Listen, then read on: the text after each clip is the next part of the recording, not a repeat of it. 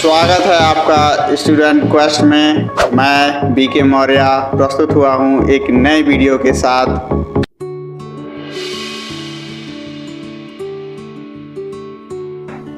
इस वीडियो में हम अंतर्राष्ट्रीय राजनीति के नारीवादी सिद्धांत की विवेचना, विश्लेषण या डिस्कशन करेंगे। नारीवादी जो सिद्धांत है वो 1980 के दशक में उदय हुआ, यह इसका प्रभाव हमें सामने नजर आया था। होता क्या है कि 1980 के दशक में नारियों ने अपना आवाज बढ़ानी शुरू की, तो वो अंतर्राष्ट्रीय स्तर पर भी उसका प्रभाव दिखने लगे। और इनके जो विश्लेषण का आधार था वो लैंगिक संबंध था।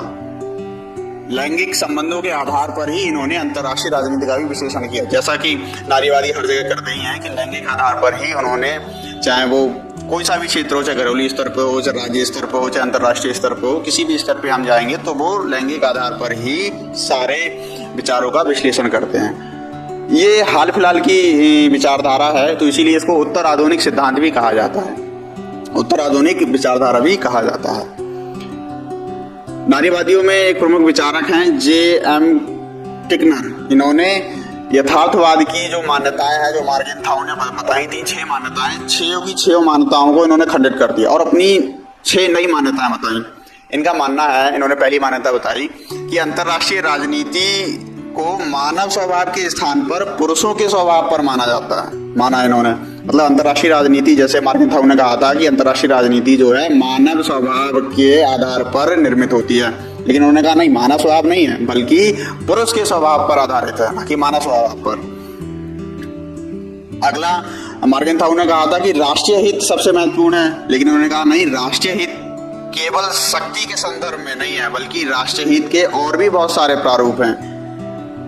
उन्होंने केवल शक्ति के संदर्भ में कहा था, राष्ट्रीय हित केवल शक्ति के संदर्भ में नहीं, राष्ट्रीय हित महिलाओं के संदर्भ में भी है, जिससे कि आधी आबादी खाली बैठी रहेगी तो उसमें राष्ट्रीय हित कैसा हो जाएगा। इसलिए उन्होंने जेंडर के आधार पर कहा था कि जब महिलाएं खाली रहेंगी, महिलाओं को अधिकार नहीं मिलेंगे, महिलाओं के हाथ में सत्ता नहीं आएगी, तो राष्ट्रीय हित कैसे पूरा हो सकता है।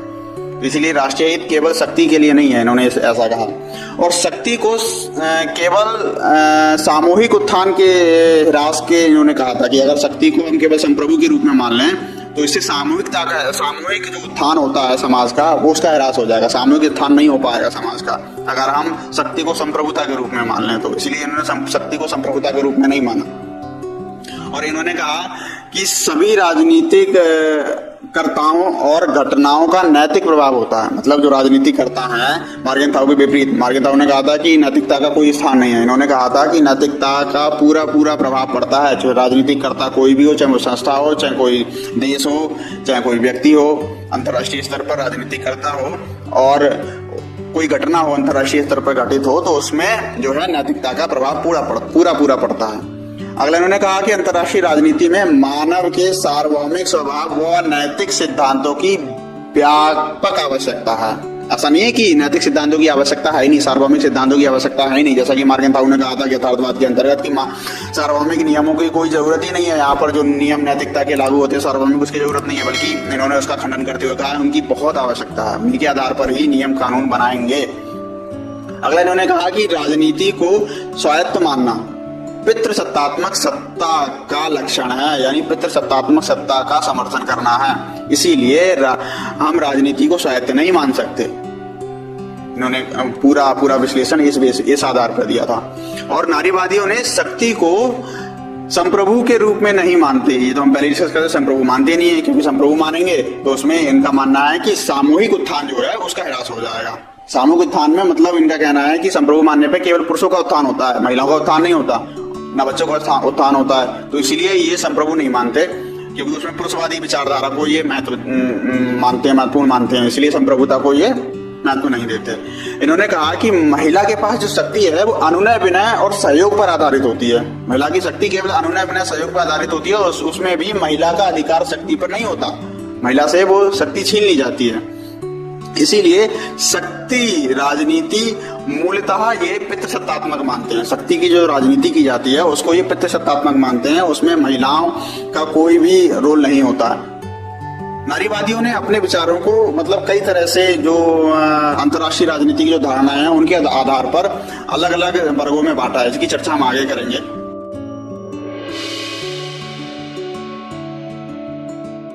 नारीवादियों के संघर्ष, युद्ध एवं शांति संबंधी विचारों पर उन्होंने अपना अलग से मत दिया।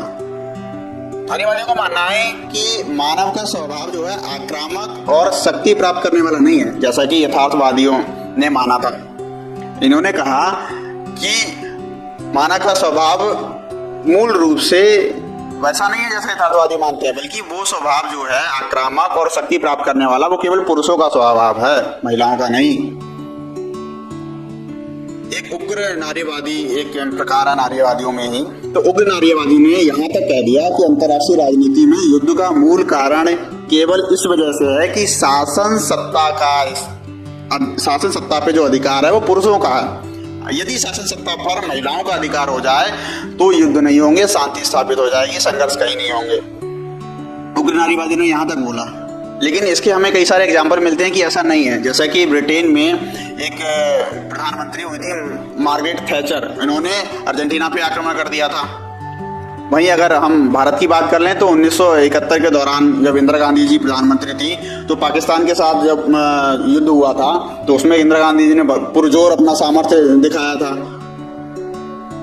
तो उग्र नारीवादियों के विपरीत नारीवादियों का एक और प्रकार है उदार नारीवादी। उदार नारीवादियों का कहना है कि जेंडर से राजनीति की प्रकृति निर्धारित नहीं हो जाती, इसीलिए राजनीति में निर्णय निर्माण एवं संस्थाओं में, बस सैन्य व्यवस्थाओं में महिलाओं को समान प्रतिनिधित्व दिया जाना चाहिए। उन्होंने महिलाओं के समान प्रतिनिधित्व की बात करी थी। उग्र नारीवादी एकदम से रेडिकल हो गए, उन्होंने कहा कि नहीं, पुरुषों को सत्ता से हटा दो, महिलाएं काबिज कर दो तो सब कुछ ठीक हो जाएगा, लेकिन ऐसा नहीं है। और उदार नारीवादियों ने कहा था कि नहीं, महिलाओं का समान प्रतिनिधित्व होना चाहिए सारी संस्थाओं में, चाहे वो निर्णय निर्माण का हो, चाहे वो सेना हो, चाहे वो राजनीति हो, सभी में महिलाओं का प्रतिनिधित्व समान हो, उनका पूरा उनको हक मिले।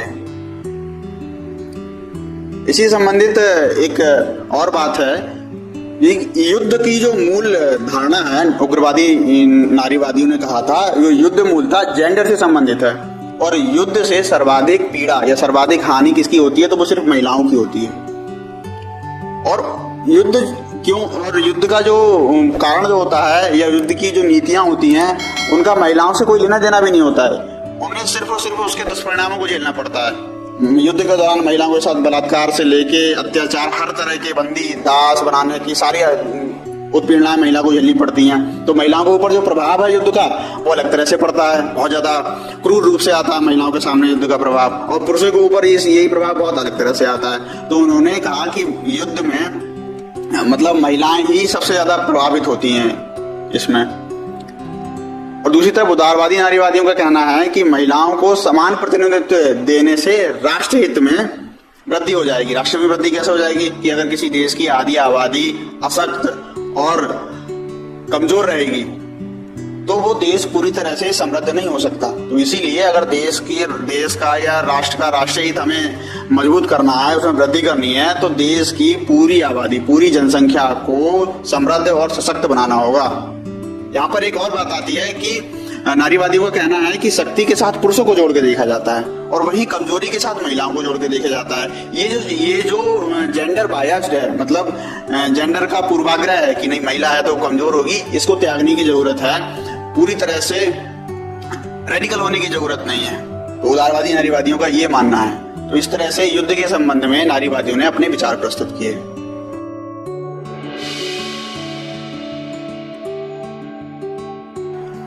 अब हम नारीवादियों की सुरक्षा के संबंध में जो उनके विचार हैं उनकी चर्चा करेंगे। नारीवादियों का मानना है कि सुरक्षा क्या है। जैसे यथार्थवादियों का मानना था सुरक्षा क्या है, राष्ट्रीय हित या राष्ट्र के जो हित हैं उनकी सुरक्षा ही सुरक्षा है, लेकिन सुरक्षा का मूल केंद्र ही राष्ट्रीय हित है। लेकिन नारीवादियों ने ये नहीं कहा। नारीवादियों ने कहा सुरक्षा मूलतः समाज केंद्रित संकल्पना है। समाज केंद्रित संकल्पना कैसे है कि सुरक्षा का आशा क्या है, मानवीय सुरक्षा से है। और सुरक्षा को उन्होंने दो अर्थों में, एक संकीर्ण अर्थ और एक व्यापक अर्थ, मतलब सामान्य अर्थ कहेंगे और व्यापक अर्थ कहेंगे। सामान्य अर्थ के अंतर्गत सुरक्षा में इन्होंने स्वास्थ्य, शिक्षा जैसी सुविधाएं, जो बहुत आवश्यक सुविधाएं हैं, उनको रखा कि ये सुविधाएं पूरी होंगी, ये सुविधाएं अनिवार्य सुविधाएं हैं, ये सुरक्षा का अनिवार्य अंग है। ये उन्होंने सामान्य सुरक्षा की बात की। वहीं जब व्यापक सुरक्षा की बात करती हैं तो उस सुरक्षा में उन्होंने कुपोषण को समाप्त करना, गरीबी उन्मूलन को शामिल कर लिया। तो गरीबी उन्मूलन और कुपोषण के अगर उसमें शामिल कर लेते हैं तो व्यापक सुरक्षा के अंतर्गत शामिल हो जाता है। इसीलिए ये कहते हैं कि सुरक्षा क्या है, मूलतः समाज केंद्रित संकल्पना है। उसका राष्ट्रीय हित और इन चीजों से, अंतर्राष्ट्रीय हित से कोई लेना देना नहीं है। इसीलिए यथार्थवाद की आलोचना भी करते हैं। यथार्थवाद की आलोचना करते हुए कहते हैं कि राष्ट्र राज्य द्वारा जो अर्जित हथियार है, मतलब जो अर्जित शक्ति है, जो सुरक्षा के लिए उन्होंने शक्ति अर्जित की है, वो सुरक्षा राष्ट्र के लिए नहीं करते हैं, बल्कि वो पितृसत्तात्मक व्यवस्था की सुरक्षा करने के लिए उन्होंने शक्ति अर्जित की है। क्योंकि अगर हम सुरक्षा की बात करें तो सुरक्षा तो सामाजिक धारणा है, तो वहां शक्ति की आवश्यकता ही नहीं है। इस तरह से इन्होंने सुरक्षा संबंधी अपने विचार प्रस्तुत किए थे।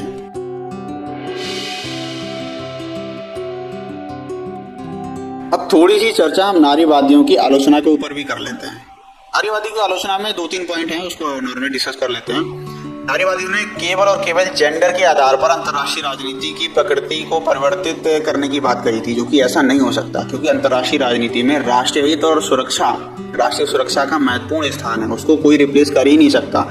इन्होंने उसको रिप्लेस करके केवल लैंगिक आधार पर उसका विश्लेषण किया कि नहीं, राष्ट्रीय हित की जरूरत ही नहीं है, लैंगिक आधार पर ही हम सारे काम करेंगे। तो इसीलिए इनके जो सिद्धांत है ना, इनका जो विश्लेषण है नारीवादियों का, उसको एकांगी माना जाता है, क्योंकि ये लैंगिक आधार पर ही हर एक चीज को निर्धारित करने की कोशिश करती हैं, जो कि सही नहीं है। क्योंकि अंतर्राष्ट्रीय स्तर पर जब अंतर्राष्ट्रीय कर्ता और बहुत सारे जब संस्थाएं जब आपस में मिलती हैं, तो वहाँ एक राष्ट्र को अपने हितों की सुरक्षा करने की बहुत जरूरत होती है। उसके लिए शक्ति को अर्जित करना जो होता है, और उन सब चीजों को ध्यान में रखते हुए अपने हितों को पूरा करना होता है।